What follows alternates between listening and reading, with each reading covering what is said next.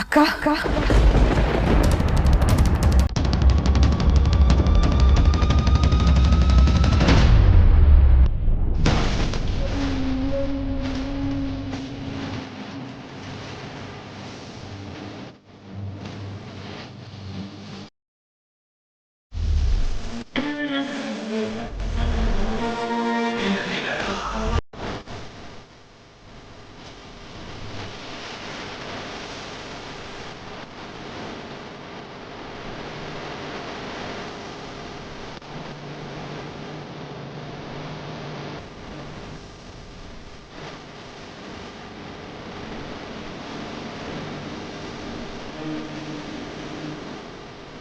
ಜನನಿ, ನೀನೇನಿಲ್ಲಿ?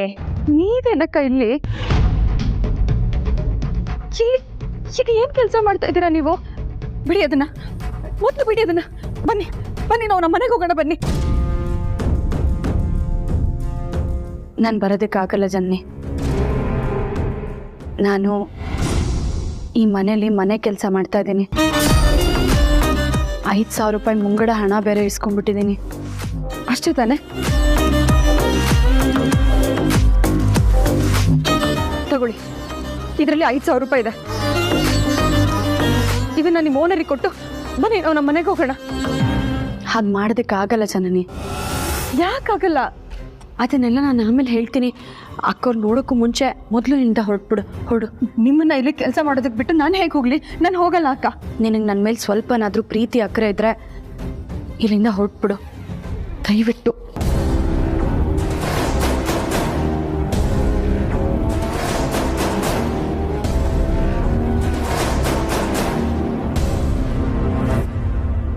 ಒಂದು ನಿಮಿಷ.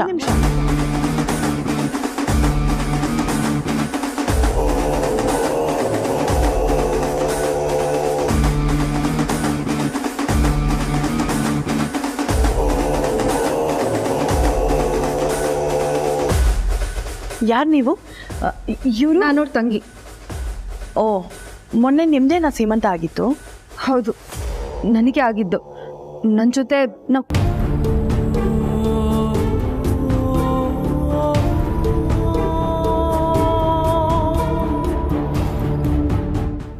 ನಿಮ್ಮ ಹೆಸರು? ಜನನಿ ಅಂತ. ನೀವು ಮನೆ ಕೆಲಸ ಮಾಡ್ತೀರಾ? ಇಲ್ಲ. ಹೌದು.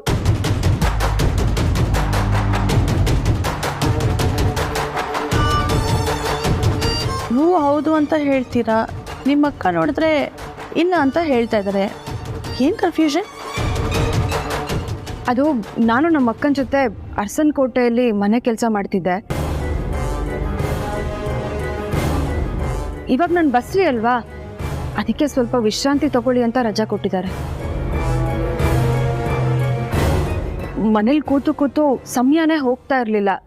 ಅದಕ್ಕೆ ಹೇಗೋ ನಮ್ಮ ಅಕ್ಕ ನಿಮ್ಮ ಮನೇಲಿ ಮನೆ ಕೆಲಸ ಮಾಡ್ತಾ ಇದ್ದಾರೆ ಅಂತ ಗೊತ್ತಿತ್ತಲ್ವಾ, ಅದಕ್ಕೆ ಅವ್ರ ಜೊತೆ ಸ್ವಲ್ಪ ಕೈ ಜೋಡಿಸೋಣ ಅಂತ ಇಲ್ಲಿಗೆ ಬಂದೆ. ನಿಮ್ಗೇನು ಅಭ್ಯಂತರ ಇಲ್ಲ ಅಂದರೆ ನಾನು ನಮ್ಮ ಅಕ್ಕನ ಜೊತೆ ಮನೆ ಕೆಲಸಕ್ಕೆ ಸಹಾಯ ಮಾಡ್ಬೋದಾ? ಬೇಡ ಬೇಡ ಬೇಡ.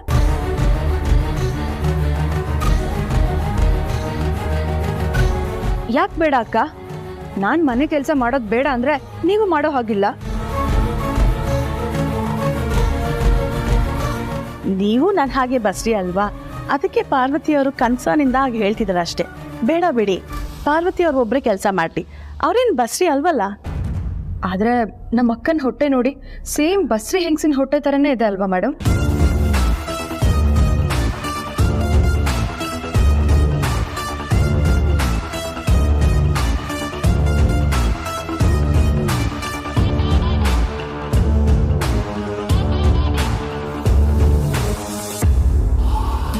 ಅಯ್ಯೋ ಪಾಪ, ಯಾಕೆ ಆ ಥರ ಮಾತಾಡಿ ಅವ್ರಿಗೆ ಬೇಜಾರು ಮಾಡ್ತೀರಾ?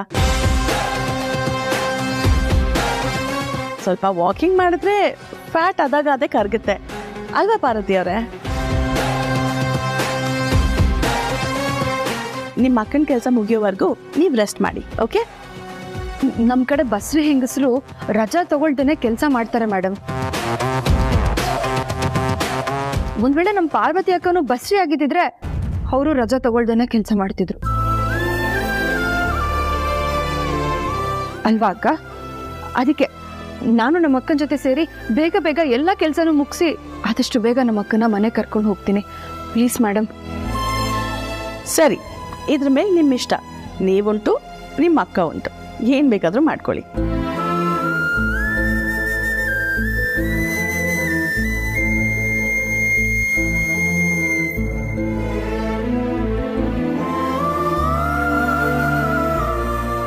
ಜನನಿ ಏನಿದಲ್ಲ?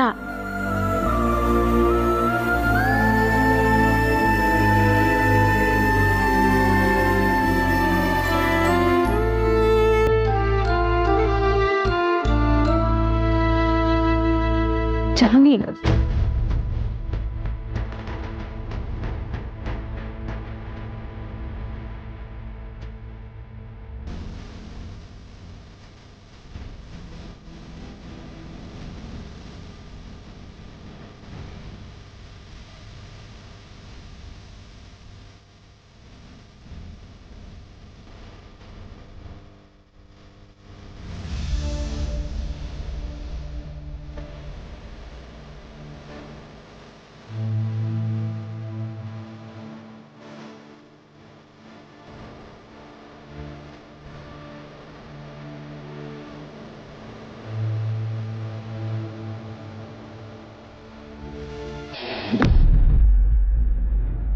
ತೂಗಿರೆ ರಂಗನ ತೂಗಿರೆ, ತೂಗಿರೆ ಕೃಷ್ಣನ ತೂಗಿರೆ, ತೂಗಿರೆ ಅಚ್ಯುತ ಅನಂತನ ತೂಗಿರೆ, ತೂಗಿರೆ, ತೂಗಿರೆ ರಂಗನ ತೂಗಿರೆ,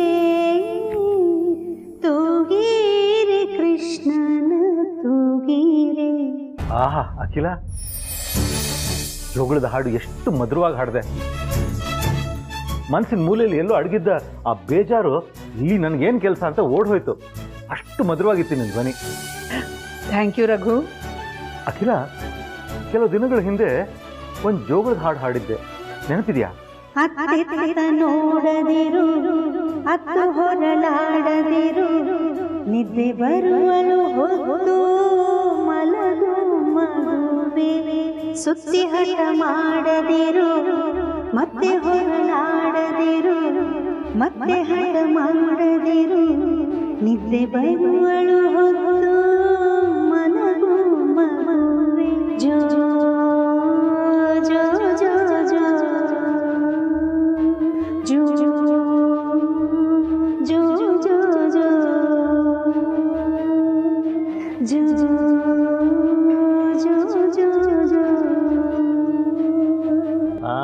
ಕರೆಕ್ಟ್, ಇದೇ ಹಾಡು. ಅವತ್ತು ನಾನು ಇದೇನು ಅಖಿಲ ಜೋಗಳ ಹಾಡ್ತಿದ್ಯಾ ಅಂತ ಕೇಳಿದಾಗ ಮೊಮ್ಮಕ್ಕಳು ಬರ್ತಿದಾರಲ್ಲ ಅಂತ ಹೇಳಿದ್ದೆ.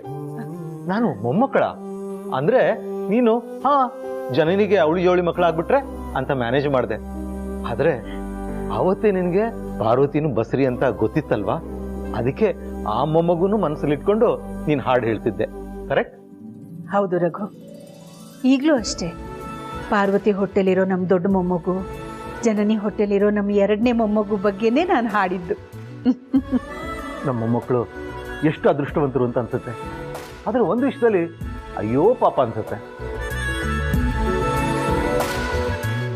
ಯಾಕೆ ರಘು? ಯಾಕಂದ್ರೆ ತುಂಬಾ ಕನ್ಫ್ಯೂಸ್ ಆಗ್ಬಿಡ್ತಾರೆ. ಯಾಕೆ ರಘು?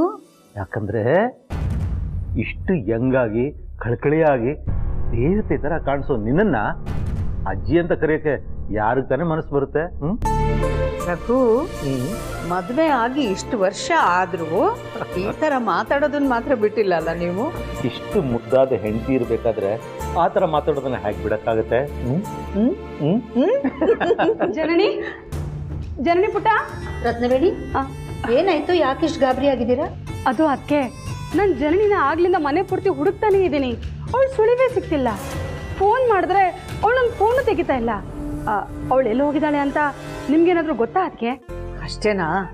ಏನಾಗೋಯ್ತಪ್ಪ ಅಂತ ಗಾಬರಿ ಆಗೋಗಿದ್ದೆ ನಾನು. ಅವಳು ಗಂಡನ ಜೊತೆ ಆಫೀಸ್ಗೆ ಹೋಗಿದ್ದಾಳೆ. ಮನೇಲೆ ಕೂತು ಕೂತು ಬೋರ್ ಆಯ್ತಂತೆ, ನನ್ನ ಹತ್ರ ಹೇಳಿ ಹೋದ್ಲು.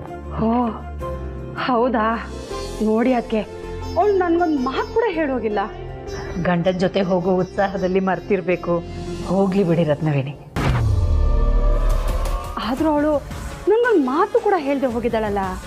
ಮನೇಲಿ ಕೂತು ಕೂತು ಬೋರ್ ಆಗಿದ್ರೆ ಗಂಡನ ಜೊತೆ ಎಲ್ಲಾದರೂ ಹೊರಗಡೆ ಸುತ್ತಾಡೋಕೆ ಹೋಗ್ಬೇಕಪ್ಪ. ಆಫೀಸಿಗೆ ಯಾಕೆ ಹೋಗಿದ್ದಾಳೆ?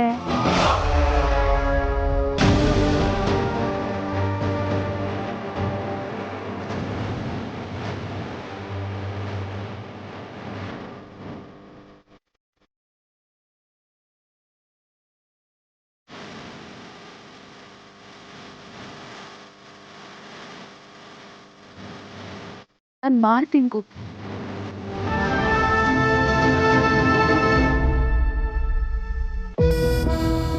ಮೇಡಮ್. ತಿಂಡಿ ರೆಡಿ.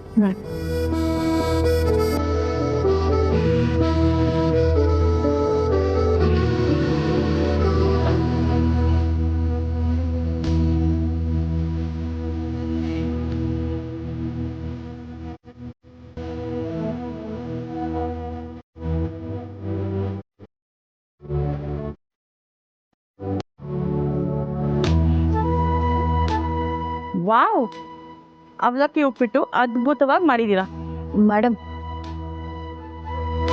ಅಡುಗೆ ಏನು ಮಾಡಬೇಕು ಅಂತ ಹೇಳಿದ್ರೆ ಹೆಲ್ಪ್ ಆಗ್ತಿತ್ತು.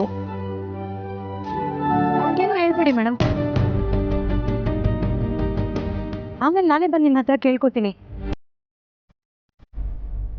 ಅವಳು ಈ ಸ್ಥಿತಿಲಿ ಕೆಲಸ ಮಾಡೋದು ನನಗೆ ಇಷ್ಟ ಇಲ್ಲ. ನನಗೂ ಅಷ್ಟೆ.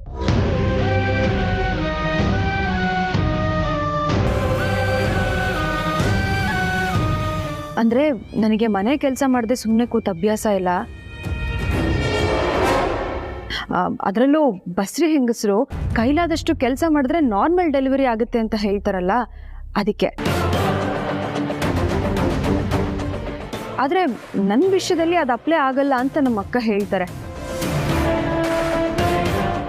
ನಾನು ಬಿಟ್ಬಿಡ್ತೀನಾ? ಎಲ್ಲ ಬಸ್ರಿ ಹೆಂಗಸರಿಗೂ ಒಂದೇ ನ್ಯಾಯ ಅಲ್ವಾ ಮೇಡಮ್? ಒಳ್ಳೆ ಅಕ್ಕ ತಂಗಿರು. ಪಾರ್ವತಿ ಅವರೇ, ನಿಮ್ಮ ತಂಗಿನ ಮಾತಲ್ಲಿ ಗೆಲ್ಲಕ್ಕಾಗಲ್ಲ. ಇವತ್ತೇನೇ ಇದ್ರು ನಿಮ್ಮ ತಂಗಿ ಮಾತೇ ನಡೀಲಿ.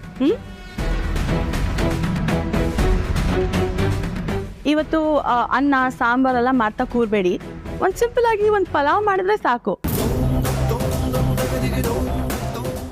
ರಾತ್ರಿಗೆ ಚಪಾತಿ ಆ್ಯಂಡ್ ಸೊಪ್ಪಿನ ಪಲ್ಯ ಮಾಡಿದ್ರೆ ಅಷ್ಟೇ ಸಾಕು. Thank you madam. ನಾನು ಕಾಫಿಗೆ ಇಡ್ತೀನಿ.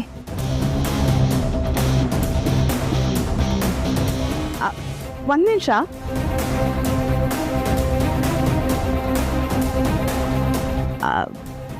ನಿಮ್ಮ ಡ್ರೆಸ್ನು ಅರಸನಕೋಟೆ ಚಿಕ್ಕಸೋಸೆನೇ ಕೊಟ್ಟಿದ್ದ?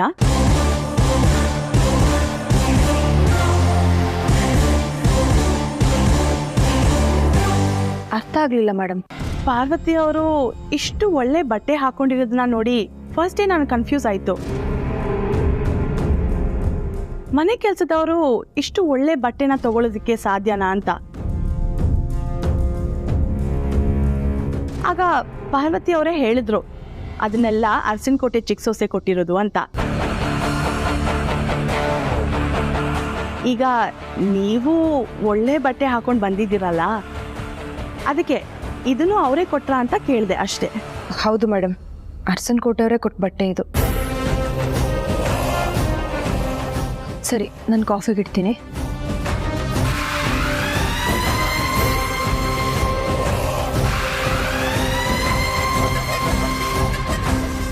ಪಾರ್ವತಿ ಅವರೇ, ನಿಮ್ಮ ತಂಗಿ ನಿಮ್ಗಿಂತ ಚೂಟಿ ಇದ್ದಾರೆ. ಪ್ರೆಗ್ನೆಂಟ್ ಆದರೂ ಅದೇ ಉತ್ಸಾಹದಿಂದ ಓಡಾಡ್ತಾ ಇದ್ದಾರೆ ನೋಡಿ. ಈ ಪರಿಸ್ಥಿತಿಯಲ್ಲೂ ನಿಮಗೆ ಹೆಲ್ಪ್ ಮಾಡೋ ಗುಣ, ನೀವು ತುಂಬ ಲಕ್ಕಿ.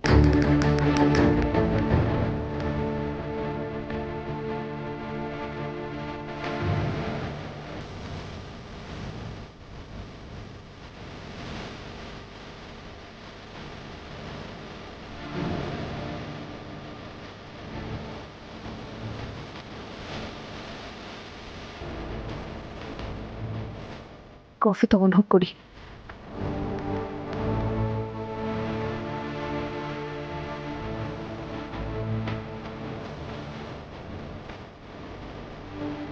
ಅಕ್ಕವ್ರೆ, ಕಾಫಿ.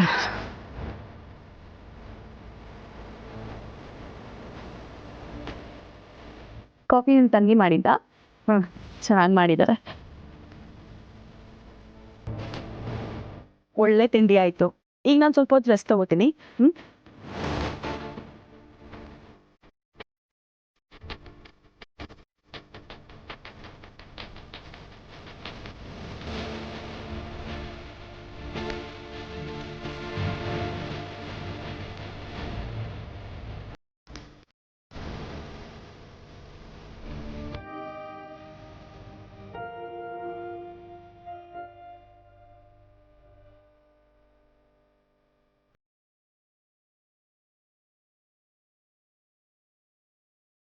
ಜನನಿ, ಏನು ಮಾಡ್ತಾ ಇದೀಯ ನೀನು? ನೀವು ಮಾಡಬೇಕಾಗಿರೋ ಕೆಲಸನ ನಾನು ಮಾಡ್ತಾ ಇದ್ದೀನಿ. ಬಿಡು ಇದನ್ನ. ನಡಿ, ನಿನ್ನ ಮನೆಗೆ ಹೊರಡು. ನಾನಿವತ್ತು ಮನೆಗೆ ಹೋಗೋದಾದ್ರೆ ಅದು ನಿಮ್ಮನ್ನ ಕರ್ಕೊಂಡೆ. ಅವರು ಬಸ್ರಿನೇ. ನಿಮಗೆ ಅವನ ಮೇಲೆ ಕಾಳಜಿ ಆದರೆ ನನಗೆ ನಿಮ್ಮ ಮೇಲೆ ಕಾಳಜಿ. ಎಲ್ಲ ಕೆಲಸನೂ ಮುಗಿಸಿ ಮನೆಗೆ ಹೋಗೋದು ಅಥವಾ ಈಗಲೇ ಹೋಗೋದು ನೀವೇ ಡಿಸೈಡ್ ಮಾಡಿ.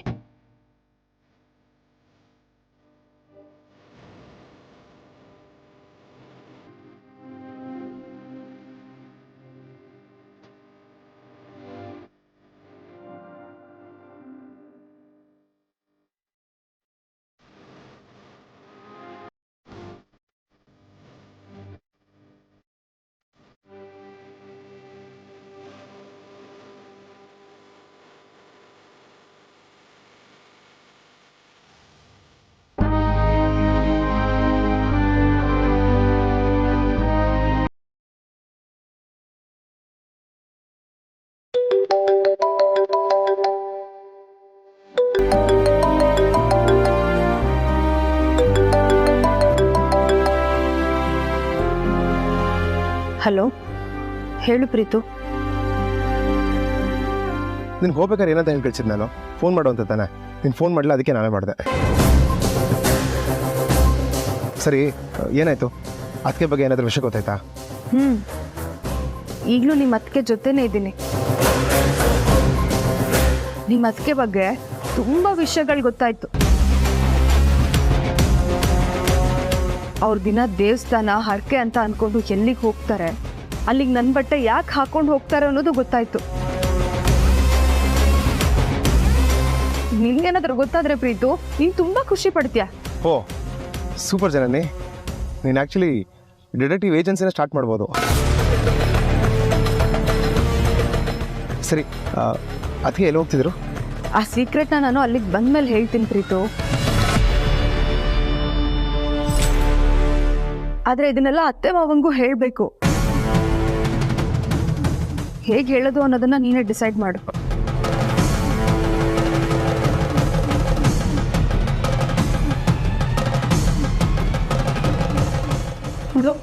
ನಾನು ಈ ಮನೇಲಿ ಕೆಲಸ ಮಾಡ್ತಿರೋದನ್ನ ಅರ್ಸನ್ ಕೊಟ್ಟೆ ದಯವಿಟ್ಟು ಯಾಕೂ ಹೇಳ್ಬೇಡ ಮೇಡಮ್.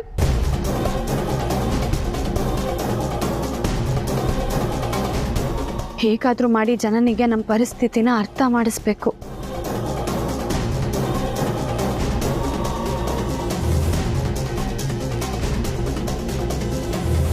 ಮೇಡಮ್, ಅಡುಗೆ ರೆಡಿ ಇದೆ, ನೀವು ಬಂದರೆ ಬಡಿಸ್ಬಿಡ್ತೀನಿ. ಸೂಪರ್. ಹಾಗಾದರೆ ನೀವು ನಿಮ್ಮ ಅಕ್ಕನ ಆರಾಮಾಗಿ ಮನೆ ಕರ್ಕೊಂಡು ಹೋಗ್ಬೋದು. ನಂಗೆ ಈಗ ಹಸಿವಿಲ್ಲ, ಹಸಿವಾದಾಗ ನಾನು ತಿಂತೀನಿ. Thank you madam. ಹೊರಡೋಣವಾ? ಮನೇಲೆಲ್ಲರೂ ಕಾಯ್ತಾ ಇರ್ತಾರೆ. ಒಂದು ನಿಮಿಷ.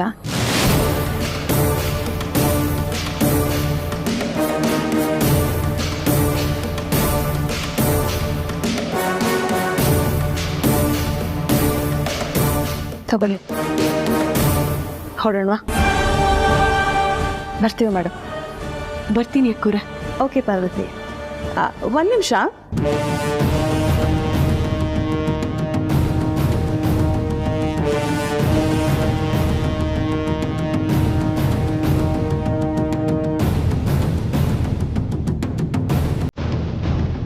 ನೀವು ಬಸ್ರಿ ಹುಡುಗಿ, ಆಸೆ ಆಗ್ತಾ ಇರುತ್ತೆ. ಮಾಡಿರೋ ಅಡುಗೆಯಲ್ಲಿ ನೀವು ಸ್ವಲ್ಪ ತಗೊಳೋದು.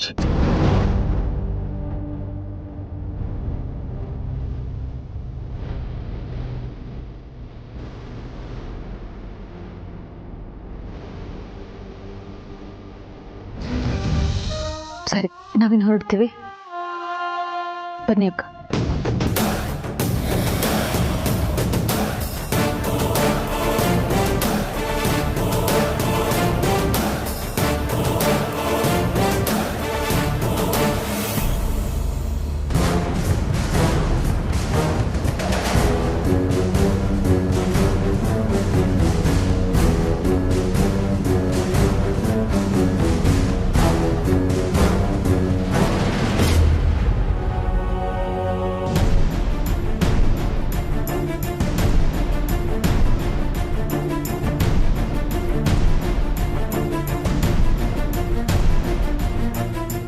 ಹಬ್ಬ ಸದ್ಯ ಯಾರು ಕೆಲಸ ಇನ್ನೂ ಮುಗ್ದಿಲ್ಲ ಅನ್ಸುತ್ತೆ ಅವ್ಳು ಬರೋಕ್ಕಿಂತ ಮುಂಚೆ ನಾನು ಹಾಜರಾಗ್ಬಿಟ್ಟಿದ್ದೀನಿ